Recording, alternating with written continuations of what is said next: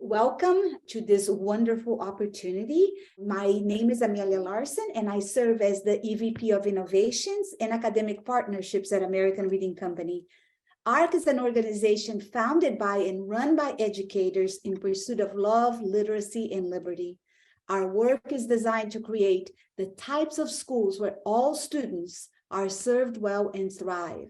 We draw specific attention to the needs of students from historically marginalized and underserved groups by creating a sense of belonging and safety and engaging them in high levels of literacy work that honors their intellect, language, culture, and communities. The Reading League a while ago published a document, and we love this page of the document, and we want to share it with you because it is our aim to model these behaviors. The Science of Reading Defining Guide. This page is by far our favorite page, and it is what we want to model. So take a look at this. You are able to download this document in this link. But that's what we want to promote, a really solid, good dialogue. So without any further interruptions, I would like to introduce our friends and board members. Dr. Ofelia García. She is a professor emerita in the PhD programs in the urban education in Latin American, Iberian, and Latino cultures at the Graduate Center of the City University of New York. The American Educational Research Association has awarded her 3 Lifetime Research Achievement Awards, Distinguished Contributions to Social Context in Education in 2019, Bilingual Education in 2017, and Second Language Acquisition Leadership through Research in 2019. She's also a member of the U.S. National Academy of Education. Welcome, Ofelia. De nada. Dr. Julie Washington, who is our newest board member. She says, I don't take no for an answer. And I think when I really want something, I don't. I'm not really good at taking no for an answer.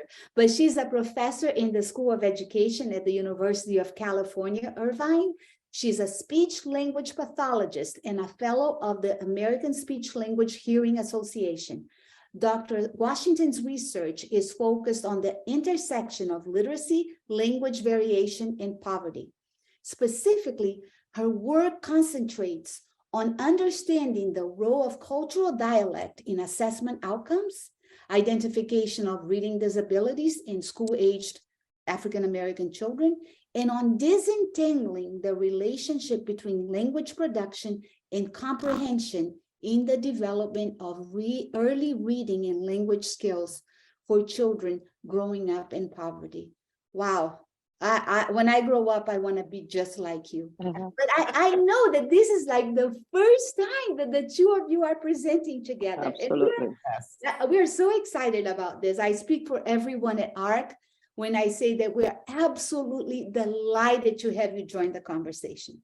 So I want to start right away, because when people think of linguistic differences, they are often referring to English language learners, but you are asking people to really expand their thinking. So I wanted to start by clarifying some terminology.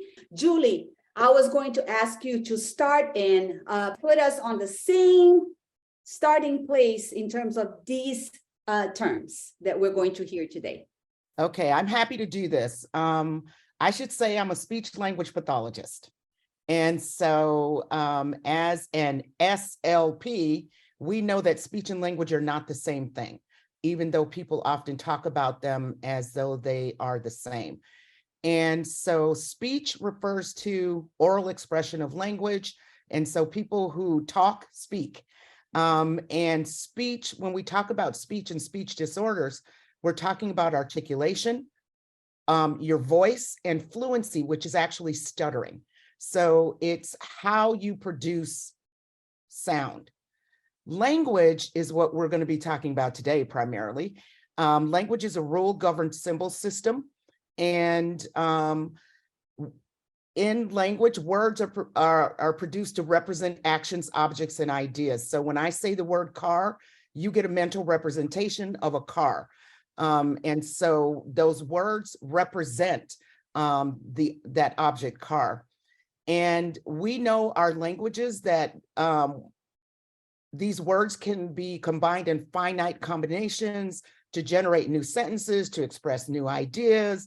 And, you know, a lot of people are really infatuated now with the game, or enjoy, I won't just say infatuated, with the game Wordle. Yes. But it's your knowledge of the combinations of sounds, letters, and words that allow you to play Wordle. And so it's an innate skill that as a member of a speech community you have. You may not be able to tell me what letters can follow each other, but implicitly you know because you're a speaker of the language. And languages can also be verbal or nonverbal. So a nonverbal language that we're all fairly familiar with, I hope, is American Sign Language. And also language is a uniquely human skill. Now, some people who studied bonobos and other animals may argue with that, but one of the things we do know is that language is a uniquely human skill. So we're not going to argue about that. But communication is combining speech and language to create meaning or convey a message. So you may have good articulation, you may have excellent sentence structure, but the important thing is putting it together to be able to communicate. And so speech, language, and communication all depend on each other, but they can all be studied separately, talked about separately. But when it comes to human communication, you really have to integrate them in order to be a good communicator. Something like reading, actually. It's integration that makes you a good reader. It's integration that makes you a good communicator. Thank you. And a couple more, I'm going to ask you to do the top one, and then I'm going to pass it on to Dr. Garcia to do the bottom one. Go ahead. Okay. So we're going to talk about dialect some today, and dialect is, we're talking about language variation, and dialect is within language variation. So in the United States, there are many dialects. Everybody speaks a dialect. People think because, you know, if you're from the South, everybody can identify your dialect. If you're from Appalachia, people can hear your dialect, but we all speak a dialect. Some of them are cultural, some of them are regional. And so dialects are understood as a specific variety of a larger language. So we speak American English. There are other Englishes, so it's American English that we speak, not Australian English, not British English, or some of the other Englishes. We speak American English, and then within American English, there are varieties. I study African American English, which is a variety of American English. General American English dialect is generally recognized as the dialect of media, classrooms, and commerce. So education, media, and commerce.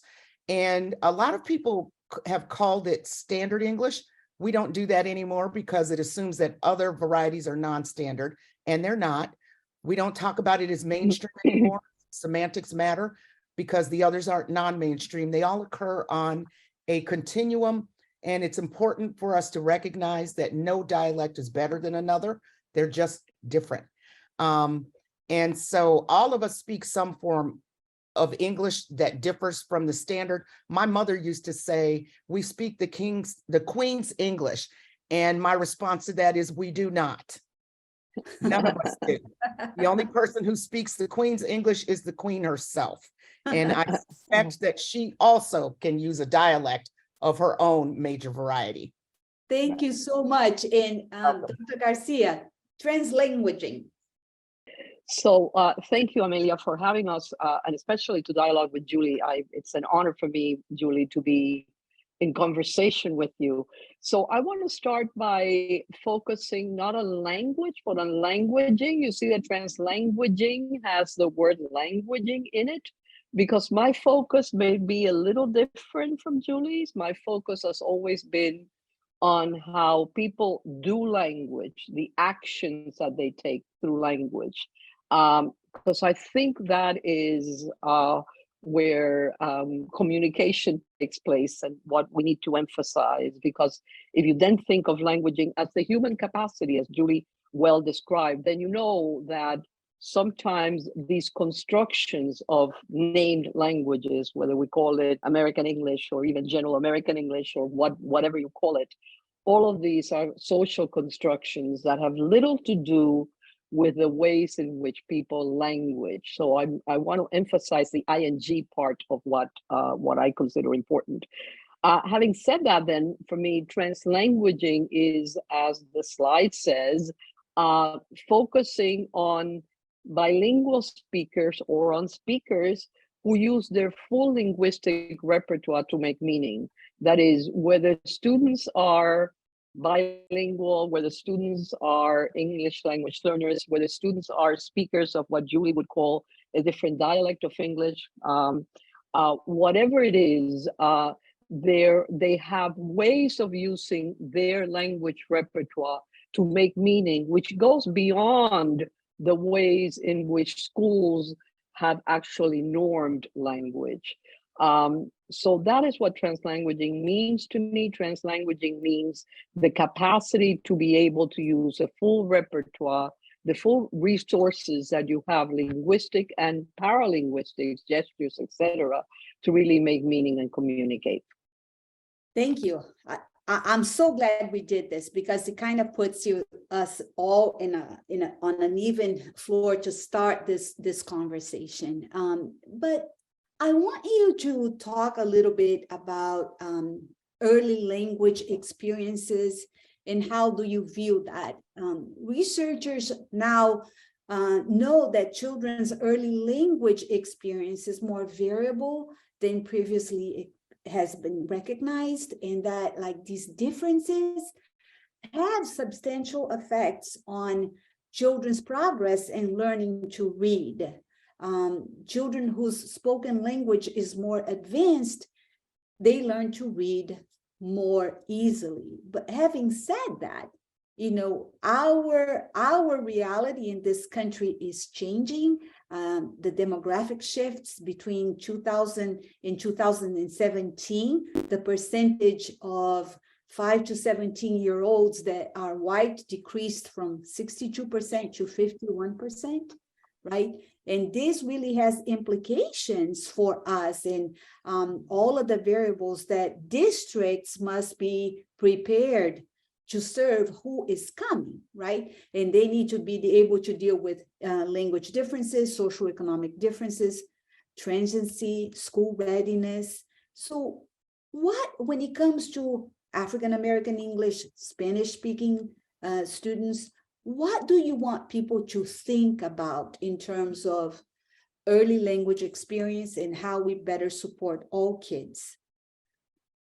I'll start. I really want people to understand that when children come to school, they are experts in the language of their schools and communities. They are experts the minute they walk through the door.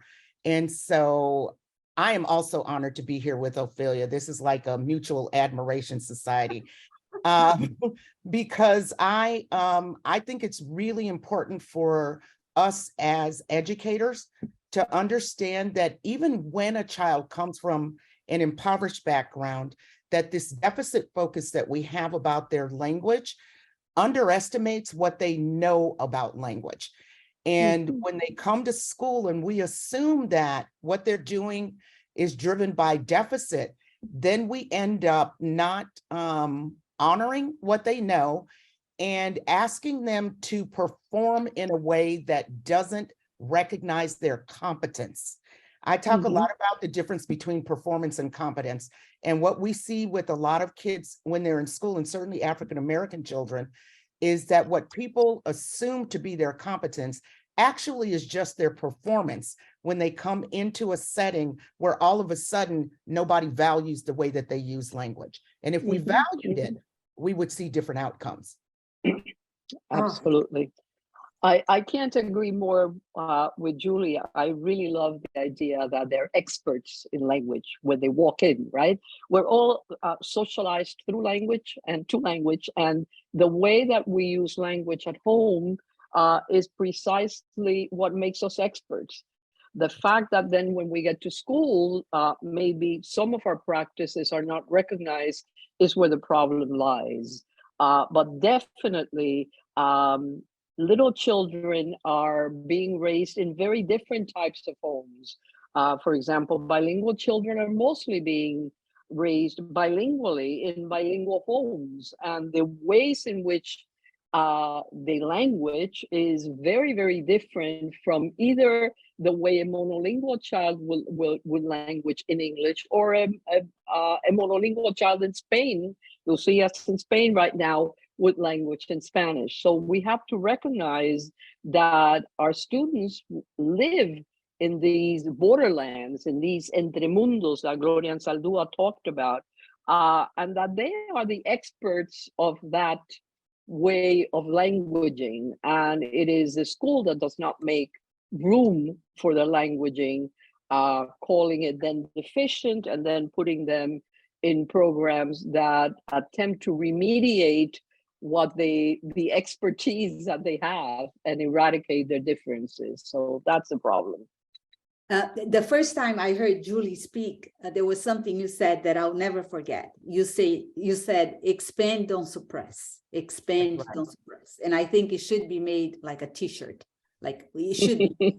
Somebody just said about performance versus competence, which I got from Noam Chomsky, where I never thought I would be back talking about, performance versus competence, but it's so succinctly characterizes what happens to kids when they get to school.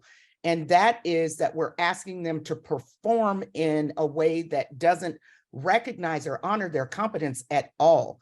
And so what happens with African-American kids is that idea of suppression. So they get to school, they speak a variety of English that is called in linguistics low prestige. So it's a variety that's not valued by the schools. It's not valued necessarily in the larger community outside of their homes.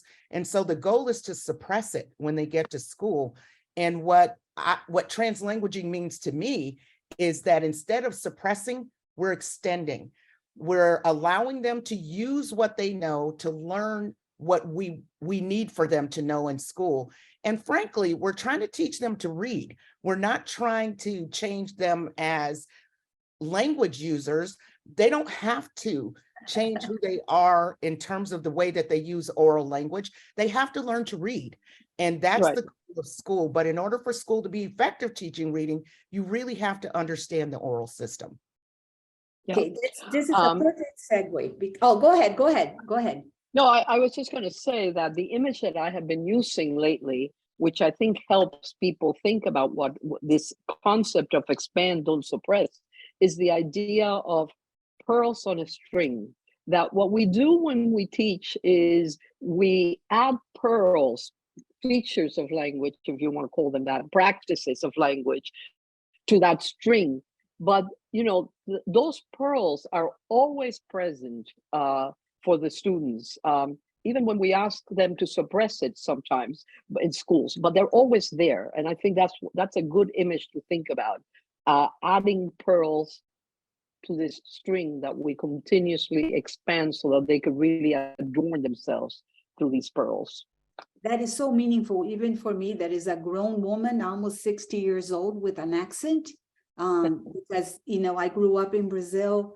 I was part of the oppressors and spoke the language of the standard language that was accepted. And overnight, I came here as an exchange student, and all of a sudden, everything I knew and everything I was no longer valued, right? So what you said really speaks to my heart. And so thank you for saying that. But with what you're saying, it reminds me a little bit of the science of reading movement that has been going on. And recently, there has been a push by the Knowledge Matters campaign to really broaden the conversation around the narrow focus of just like foundational skills to include knowledge. But I want you to talk a little bit about like the intersection of science of reading and language variance. What is missing from the conversation? I had a meeting with my students yesterday, and one of the things that I've heard someone else say this recently, but a lot of the focus in reading is at the word level. And I have to say, I'm tired of the word.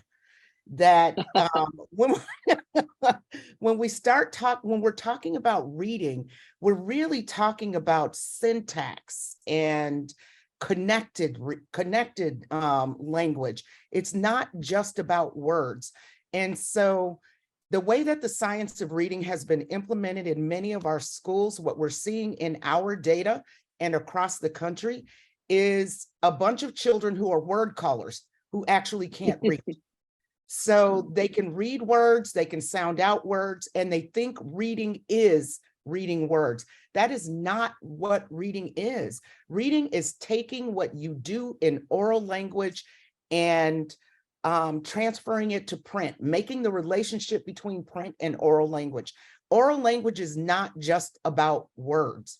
It's not just about letters. We would never have kids stop at the letter. We can't stop at the word either.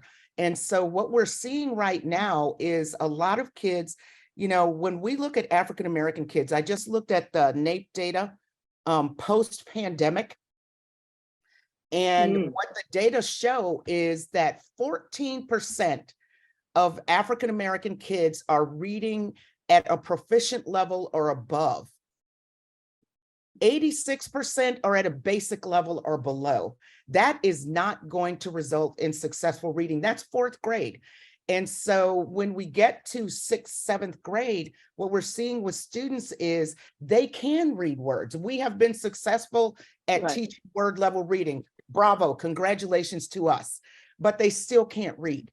And so we have to get beyond this sort of thinking about reading as words and focus more on the meaning making that happens when you read. And I'm really concerned about it.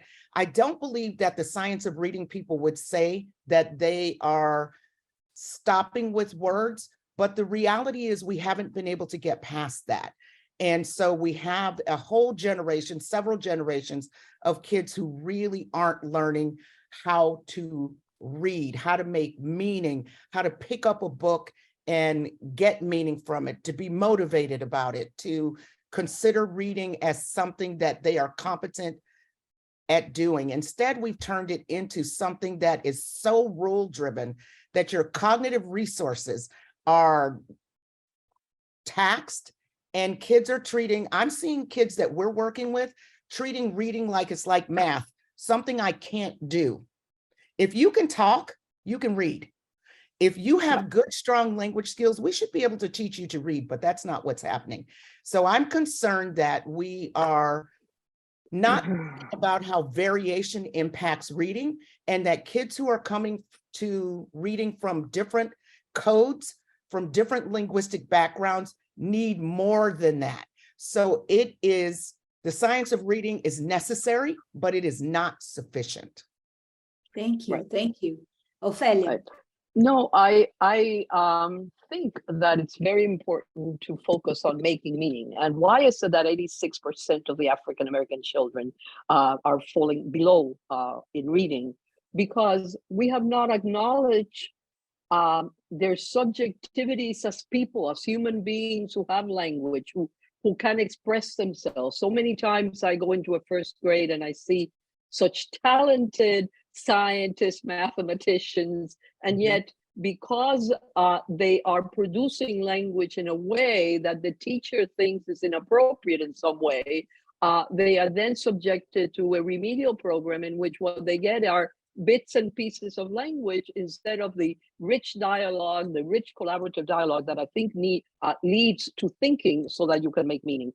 I'm reminded as Julie speaks of a visit that I once did to schools in Chiapas in Mexico, in which everybody, when you walked into that indigenous community, was actually decoding the words.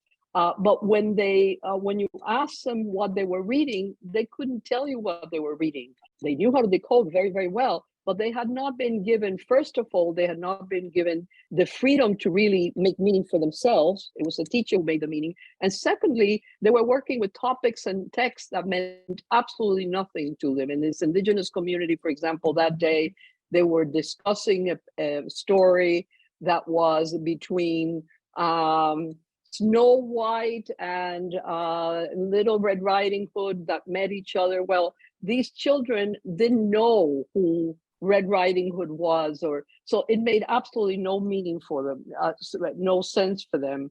So, you know, I think that two of my ex-students, Carla España and Luz Herrera, have a book out which is called En Comunidad, and it's about literacy. And they start out with saying, you have to think of the tema, the topic that you're engaging the students with. You then have to find a text that engages with that topic. And then you have to do some translanguaging to make sure that when they read a text, they can make sense of that text with whatever language practices they have. I always say that there are no texts that are static if children are really engaged with the text. If they're engaged with the text, texts are never monolingual, they're never in a general American English. They're just the language of the children, because that's how you make sense of this edited written text, which is what we have students read in schools.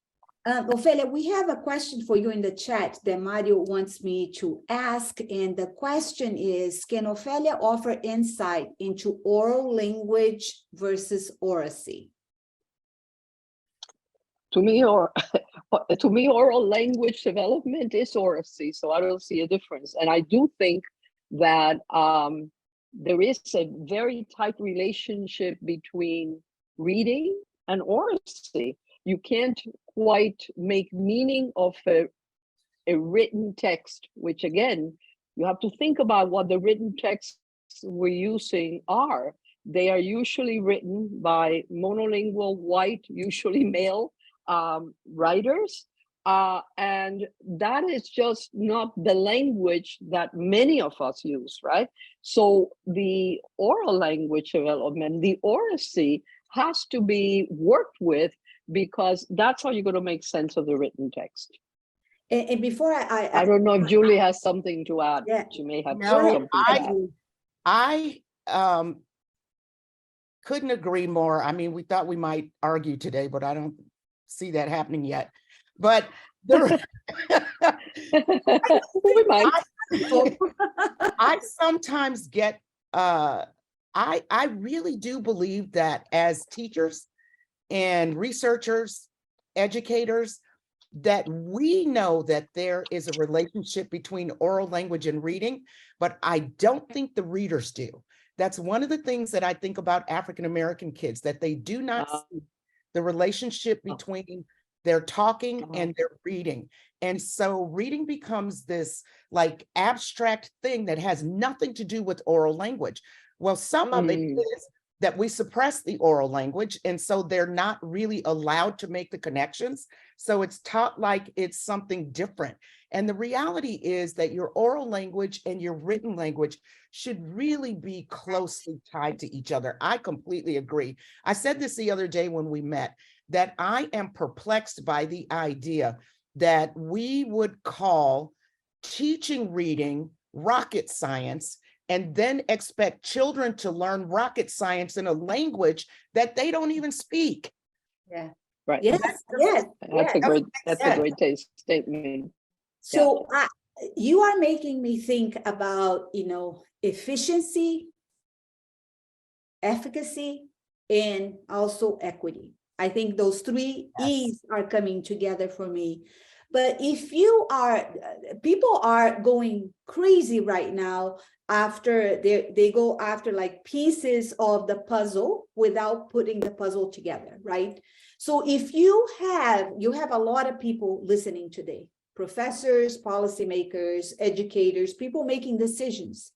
If you could give people a starting point, a conversation that must take place before you start going out there to buy more stuff, what would you say to them?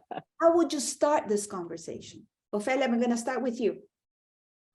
how would you start the conversation of what people need? Yeah, What people how would you need start? is, I tell you, I always think that the recipe is always the same. You have to make sure that you are centering the children.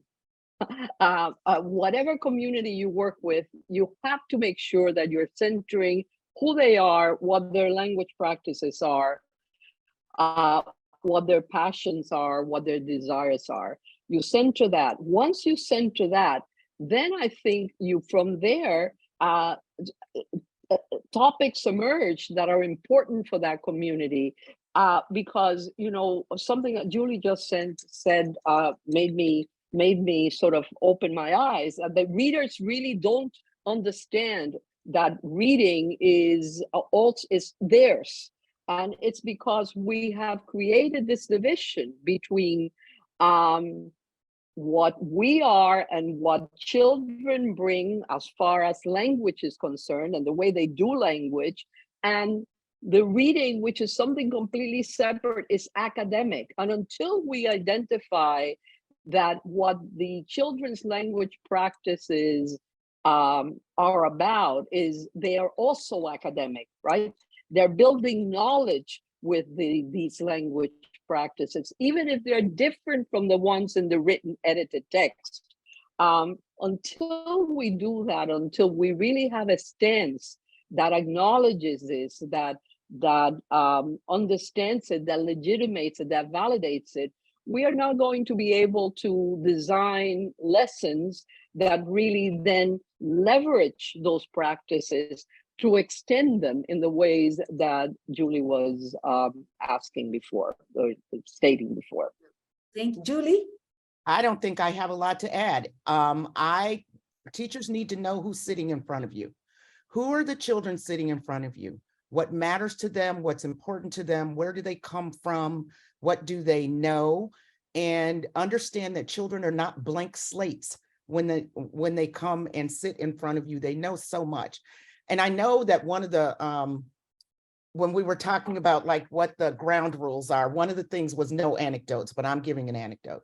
Okay. So I have a student, she's a doctoral student, she might actually be on here, and she teaches exactly the way I would want for a teacher to teach. And she gave me this example of a child who was African-American, and we know that African-American English deletes final consonants. So she said the word gold, and the child was aware enough to ask her, do you mean goal like a football goal, or gold like a leprechaun has gold? And instead of just thinking about it as a final consonant issue, she stepped back and said, I need to understand more about the way that my students are using language so I can make sure that there's no confusion between what I say and what they thought I said, because she realized that it was a dialect issue. So she built into her teaching a focus on contrasting these words to make sure that students were hearing the final consonant, because that's so important for phonemic awareness. And she did it though by embedding it in dialect, embedding it in the sounds that students weren't hearing words that might sound the same, but they're different. They mean different things. So what happens? So she did every piece of it. How do you spell it? What does it mean? How does it sound? How is it different when you use it versus the way it's used in the book?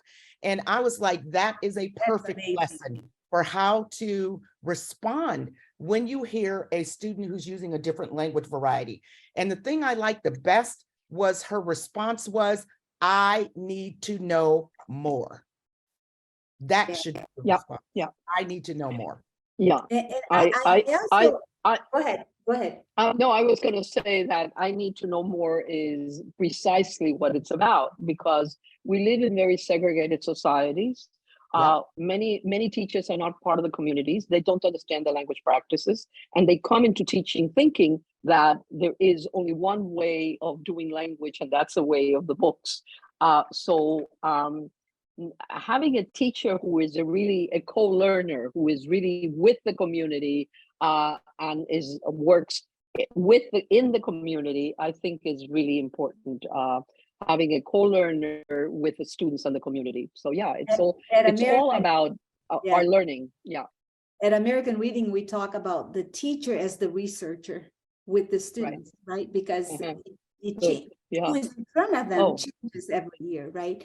But I also do like how both of you called attention to definitions. What do we mean by reading, right? It's an important conversation that is not just decoding words. There's much more. And I do like Scarborough's rope as a starting place. She did say that she left a lot of things out, but it's a starting place for people to see all the intricacies of it. And it goes into many of the things that you talked about.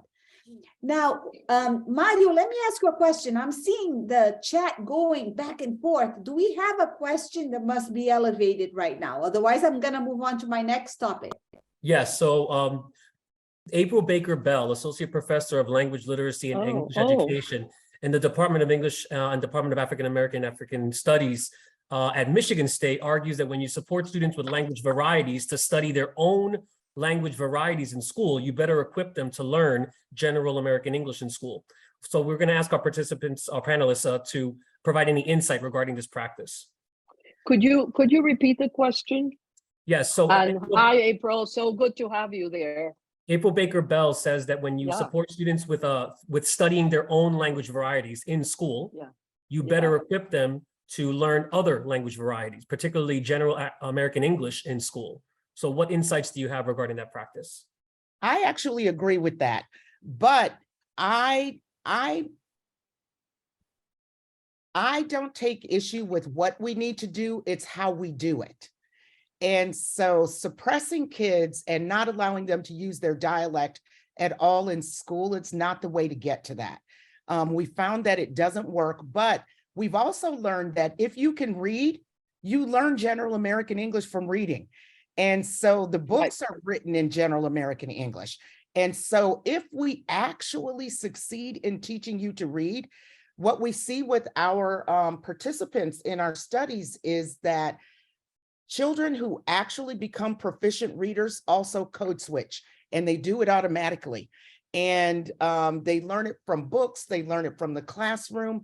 You know, we always talk about how language influences reading. Guess what? Reading also influences language.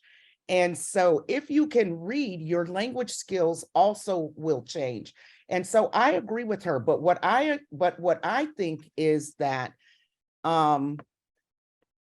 that students need to be bi-dialectal. They need to know both systems and not be taught that one system is superior to the other. They need to know both of them so that when they're in environments where they need to know general American English, they can do it.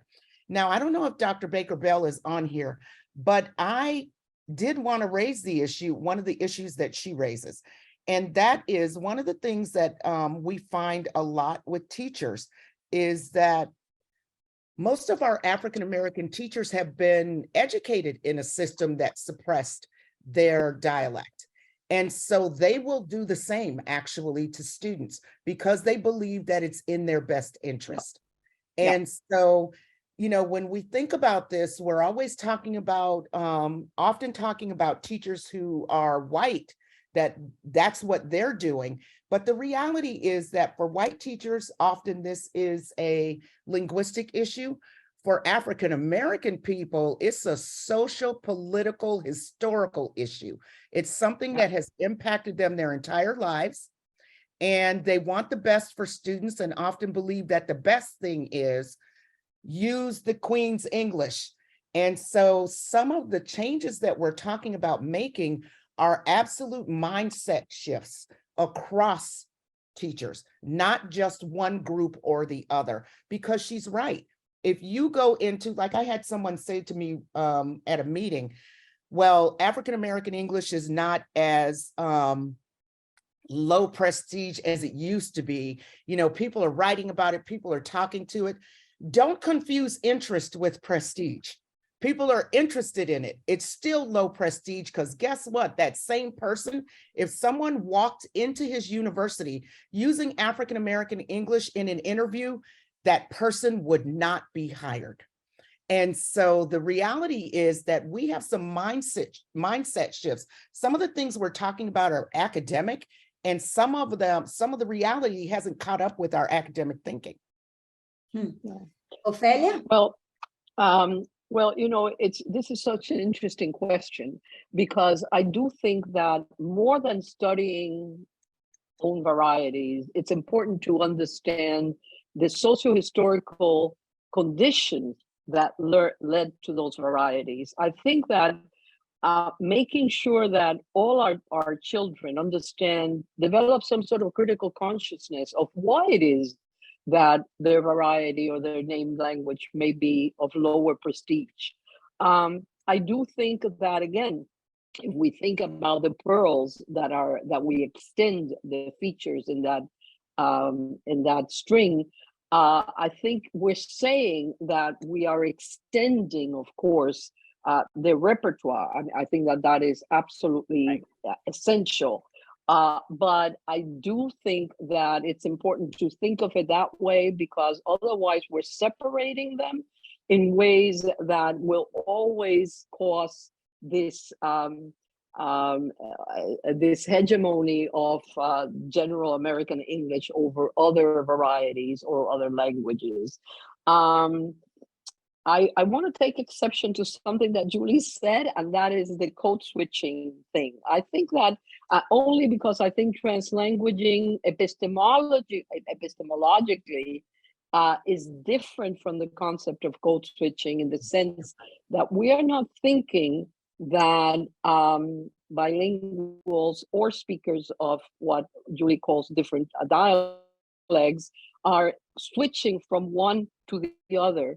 I do think what they're doing is they are learning to suppress and to select different pearls depending on their audience. And I do think that is something that teachers need to teach students to do. They need to teach students to understand the audience that they have, and to select or suppress the features, the language features that are more appropriate for that occasion. So what I like about translanguaging is precisely that, because it's all at one level, it doesn't give us a sense that there are more varieties or more named languages that are superior to others, but that those are the superiority, the hegemony has been socially produced, right? We have to remember that all these categories of language, of race, of gender, were really products of colonialism, right? And so we have to think of how do we do language in ways that are anti-racist, anti-colonial, and that do not reproduce these hierarchies that continue to exist in our society. So I was Paulo Freire's student in Brazil, and I feel like I'm in his class right now, just letting you know, that's how it feels. But let me switch a little bit, because you talked about translanguaging, and we know your life's work and what you have done. And now, Julie, you are taking this theory and you're trying to think about it for students that speak African-American English. So can you talk a little bit about what you're thinking? I think it's so exciting. Okay, well, first of all, thank you, Ofelia, for calling me on code switching. I'm also still trying to change my language around this. Even though my thinking is changing, some of the language that I use is still the same. And so listening to you talk, I'm going to now call it code selection instead of code switching, because I do know that that's what they're doing. But, you know, translanguaging really appeals to me for thinking about how we teach, especially reading and writing eventually, or I'm not a writing expert, so I don't usually talk about writing, but in reading, thinking about how we teach children to read and how we connect their oral language to reading.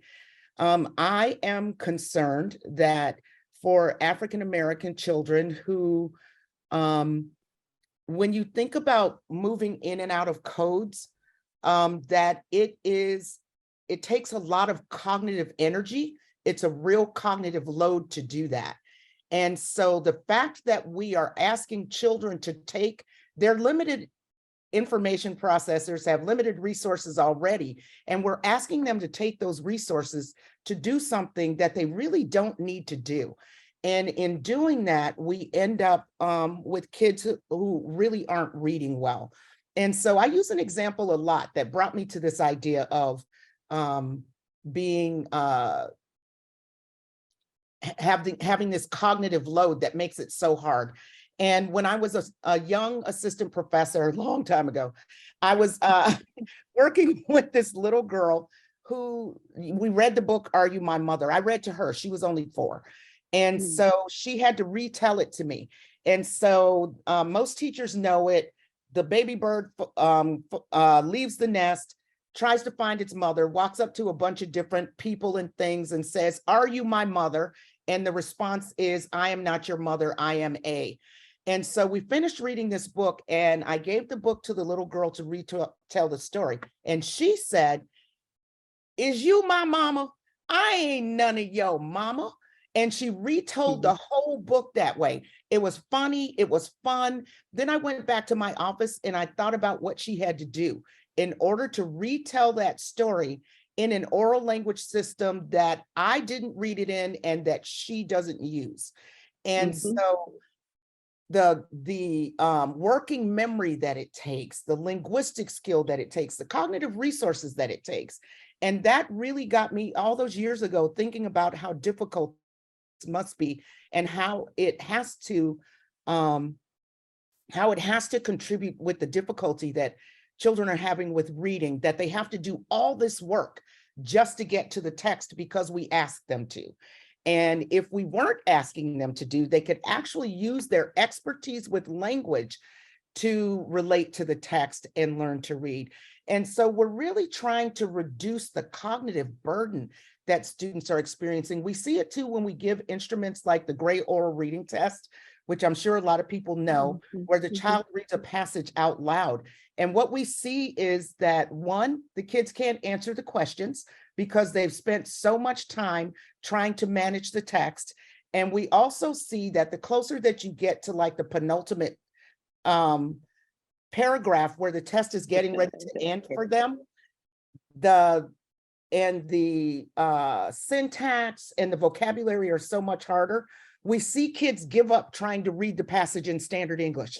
They just give it up and they start using dialect because they can't hold on to all of the complexity. They can't hold on to the meaning and also have to change their language system in order to manage the text. And so one of the things that we really would like to, what I think is important and promising about translanguaging is that we have an opportunity to try to understand the language that kids are bringing to school and how to take that system to extend it to include the language of text so that they're learning something in addition to what they already know, but importantly, they get to support what they're trying to learn with what they already know. And currently, we're not giving them the opportunity to do that. Wow. The description that you give, Julie, of the giftedness of this child to be able to retell the story in that way, that's what has to be recognized. Yes. That not only are they experts, but they're gifted. Yes. And that's what I thought about her. She was a child who was experiencing homelessness. She had these amazing language skills. She was able to translate this text into dialect and not lose the elements of the story. And I thought, she's really gifted. And why do you have to be gifted in order to do that? Well, you know, it's like I've always make a distinction between what I call specific language features and general language proficiency, right? Because we have children who may not be able to, who can really identify the key idea, who can summarize, who can do all the things that we like experts readers to do, but they may not be able to do it with the specific features, language features that are normed. But you know, I think as you said, and I think it was well said, the more that you read, the more you become acquainted with this, and Right. the more that they're allowed in a space in which they hear this, because that's the other thing, that we put up these barriers and these walls, and of course what happens is then you're not getting any input in any other, with any other features. So I think that that's what's important, to be able to, rather than you said expand, don't I think that's what it was, expand, don't suppress, was that it? But it's also about include, don't exclude, right? Yes. Oh, I love that. I really do. Mhm. You So know, Julie, I'm thinking that maybe next time we get together, you can invite Mark Seidenberg to come and join us, because what I was thinking also about what he says, that once kids have the basics, we have to give them the opportunities to That's see right. patterns in text, right? That Right. we don't have to be the ones that teach them everything, that they can also teach themselves. And I think that's so important. Yes, So that's right. They know the statistical properties of language when they get to school, but we don't allow them to use them. that's amazing. So we Mhm. only have like 7 minutes left, and I do want you to both of you to think about, what is it that is left unsaid that you really want to cover during this first time? It's not going to be the last, I know for sure. People are going to chat and tell me to bring you back. But what is left unsaid that you really want to leave it with people? I'm going to start with you, Ofelia. I think that the question is, what is teaching and what is learning? To me, learning is being able to make meaning. If you're not making meaning, you're not learning.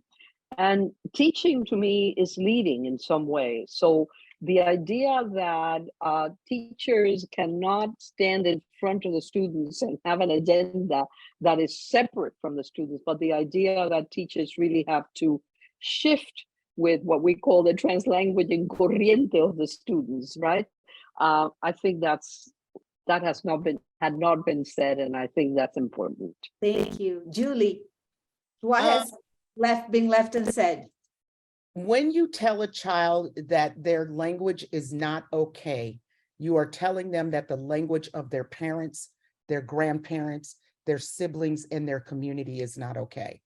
And that stays with them for a long time.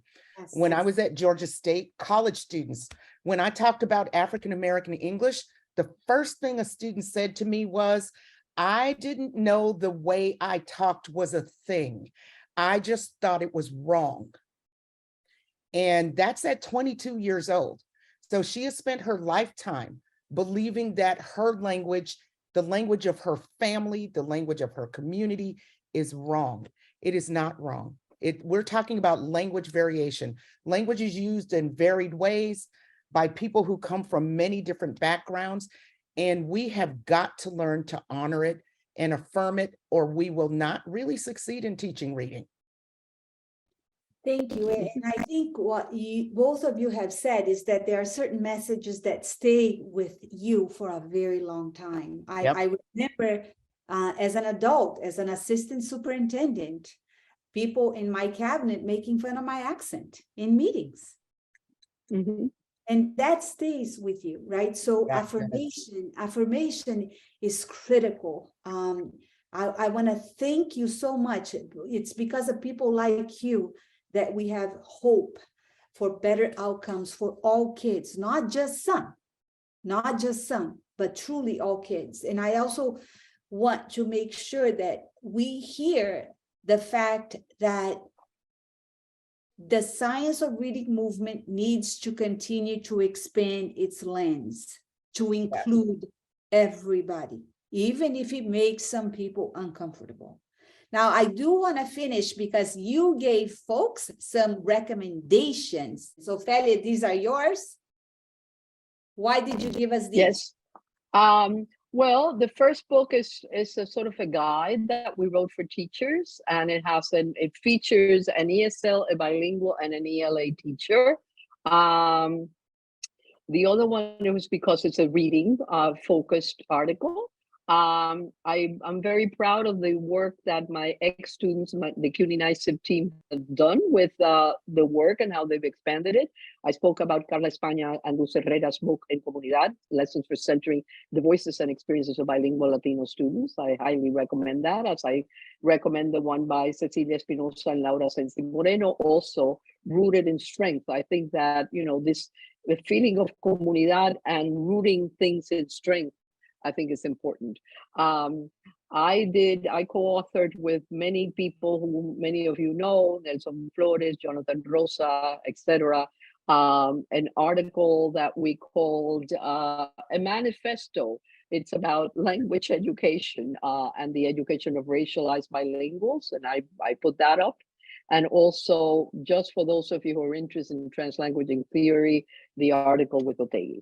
Julie, your recommendations.